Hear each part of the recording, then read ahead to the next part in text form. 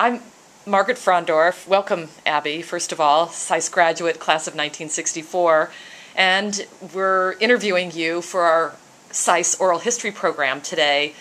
It is May 13th, and we're so happy to have you here to return to SAIS. I know you were here a couple of weeks ago for your 50th anniversary since your graduation from SAIS, and you attended a luncheon that we had with your classmates. So thank you for coming back on this day in May. So, well, what I wanted to ask you is think back a little bit and talk about what brought you to SAIS back in the early 60s. So talk about that. Okay.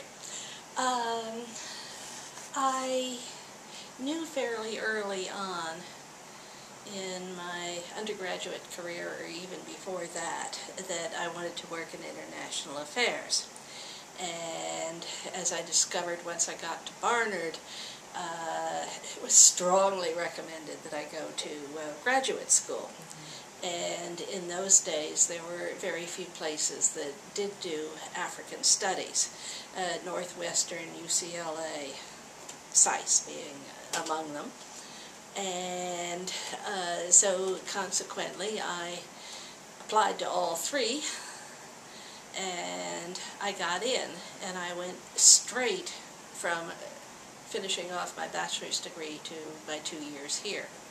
On hindsight, I would have done better waiting a year, but in those days, people didn't do that. Yeah. So you learned about SAIS, and being the premier school of international relations, I would imagine it still is today, and you've helped build that legacy. So we're really thrilled that you went to SAIS. Now talk about a little bit the vivid memories. What struck you about being here that was politically exciting, socially exciting? Just on the physical plane, our class was the class that was split between Florida Avenue and Massachusetts Avenue, and they were doing the blasting for the foundations of the Washington Hilton during the time that I was on Florida Avenue, and plaster would descend in your classroom and everything like that. So we were all quite relieved when we got to Massachusetts Avenue, and so that was very exciting. So otherwise, a lot of the things that I found to be extremely interesting was in terms of the courses I was taking. The class that there were about 7, 8, 9 of us who were doing African studies, and the total graduating class was about 60, so it was a lot smaller than the school is these days. And that meant, for the most part, a lot of seminars. And it was extremely interesting. And the curriculum was flexible enough so that I could take a variety of courses in addition to focusing on African studies. I ended up doing a lot of work with economics, but also other subjects, and did some work in comparative Middle East political systems and so forth as a different thing to do. So it kept you engaged and excited about studying Africa and yes, thinking about your next move after SAIS. So talk a little bit about that, your initial career path. I decided, once I found out more about it, that working in State Department was really not where I wanted to go. Part of it was that I knew that early in my career I would be doing a lot of reporting and writing on things. I was interested in USAID because of the fact that I would be able to get much sooner into doing positive work and analyses and actually making things happen. And so that was one of the reasons why I decided to apply for USAID. when they came up with a junior officer trainee program for Africa. And it was a pioneering program, just Africa at that point. And when we had lunch, actually, a couple weeks ago, you talked a little bit about women going into service. You want to comment a little bit about that and your experience in those days? In those days, there were very few AID officers who were women as a percentage of the whole. Part of it was that there were restrictions if you got married. They were not very kind to dual career couples. The other thing was that one had to be free to take a post, and if married, the question would be, what about my spouse? Mm-hmm. So, actually, in those days, which was before the civil rights law and everything else, they asked me flat out, what happens if you marry and have children? And my response back to them is, well, by the time I'm 35, the kids will probably be in school. Then what will I do? That's really interesting. And it actually was easier for people in aid than in State Department on the whole, as women coming in. Now, these days, it's 50-50 in terms of foreign service officers. Well, you took it really well, and you responded expertly. And you went on to really have quite an illustrious career, and you did many things for USAID. You want to talk a little bit about kind of the progression of your experience there over the years? I started out, although I was the only one that had done sub-Saharan African studies, I was also the only one who had sufficient French. So consequently they posted me to Morocco, which was then part of Africa Bureau as far as AID and State Department were concerned. And actually that was a very good post in many ways. It was easy enough to travel in those days, which I did a great deal. I was so busy traveling around the countryside that I never got to Spain. Mm-hmm. And I also had some projects which took me all over the countryside. I found that the courses that I took with Isaiah Frank were extremely helpful to me, in that I was actually better equipped than any of the other people in the program office for dealing with a lot of the macroeconomic questions and so forth. And I actually worked out a deal with some of my embassy counterparts in terms of doing economic reporting, so that I would do the budget and the gross national product analysis, and they would do the trade, the balance of payments. And then we'd swap back and forth in terms of it, which was actually very helpful. And these are all skills that students to this day are getting. Oh, and yes. Isaiah Frank pioneered that. Yes. That course for the economics program. Another thing which happened with Morocco, which was quite interesting, was that I decided that what I really needed was to learn some Moroccan Arabic. And I had a terrible fight with the embassy to try and get them. They said, you don't need to have Moroccan Arabic. And I said, I'm out in the countryside a lot. They said, you've already qualified in the language.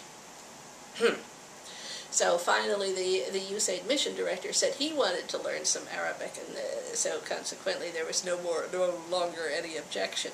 But one of the complications was that I had to learn it through French. The teachers weren't good enough in English, and that was quite a process.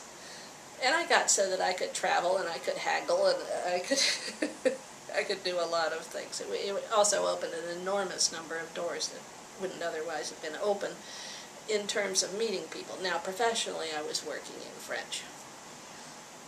And your favorite post of all the countries that you've been to? Oh, well, I really don't have a favorite post.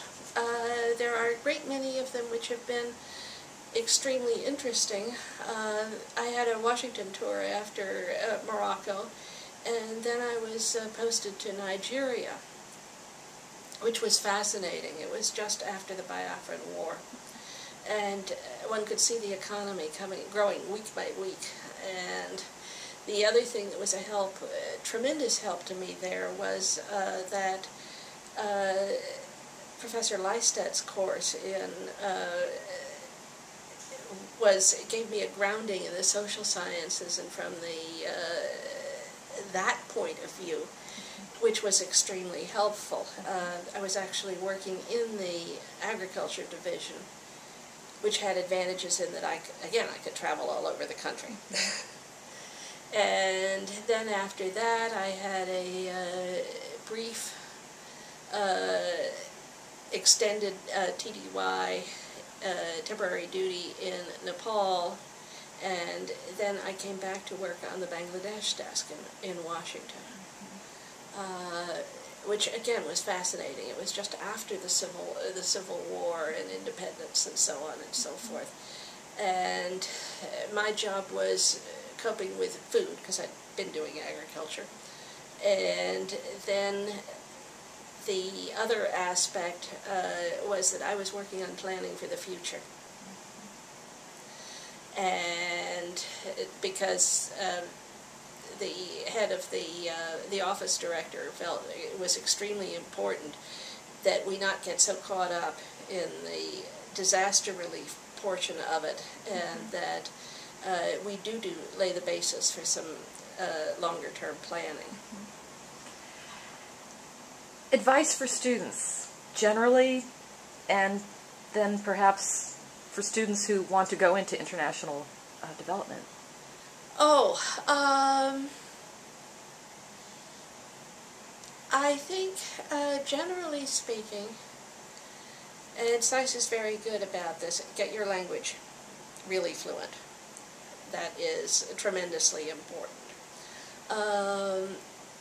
And be fairly broad and open. Don't concentrate, particularly at the master's level, on just one area or one discipline and so on and so forth. Now again, SAIS is very good about requiring the disciplines and so forth. And certainly when I got to West Africa, that was all of this background came into tremendous help. One interesting thing is my original discipline being political science. Eventually, by the time the mid-1980s came around, political science was back in fashion, even in USAID, because, as one of my bosses said, the economics will show you where to go, but the politics will show you how to go.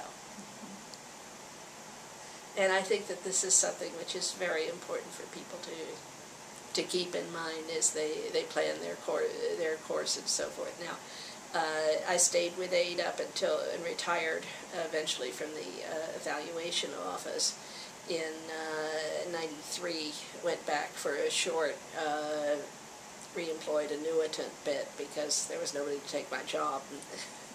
And then after that I took some time off, and then I set up a small consulting firm.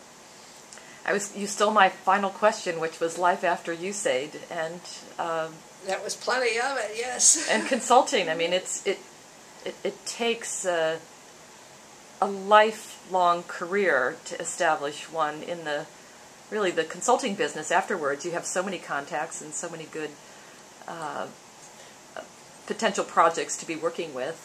Well, contacts and exposure in terms of different approaches, how to come to grips with a problem, and just simply practice in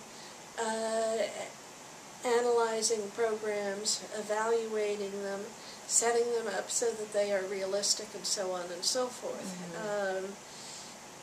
being a consultant is decidedly sort of a hand-to-mouth affair, but it is very, very interesting. And I've had the chance to go back to countries. I had the chance to go back to Niger twice, and that Niger being my last overseas post. And students also often want to go into consulting, and sometimes at the beginning of their career, but certainly a more fruitful option is at the in the later years with all the experience tucked. That's true. The other thing is for students very often early on, all they can get are shorter-term contract-type jobs before they can go and do career. In terms of the longer-term jobs. So to some extent it's sort of been stood on its head, but definitely the experience of having been in USAID gives the long-term, give me the considerable background so that I have an idea how to approach these problems and so forth. And students who listen to this tape are going to take your experience to heart and your advice that you offered and appreciate it as we do now, appreciating you coming back to SAIS and sharing your thoughts and your wisdom with us. So Abbe, thank you so much. You're welcome. This has been very great. Thank you. Take care.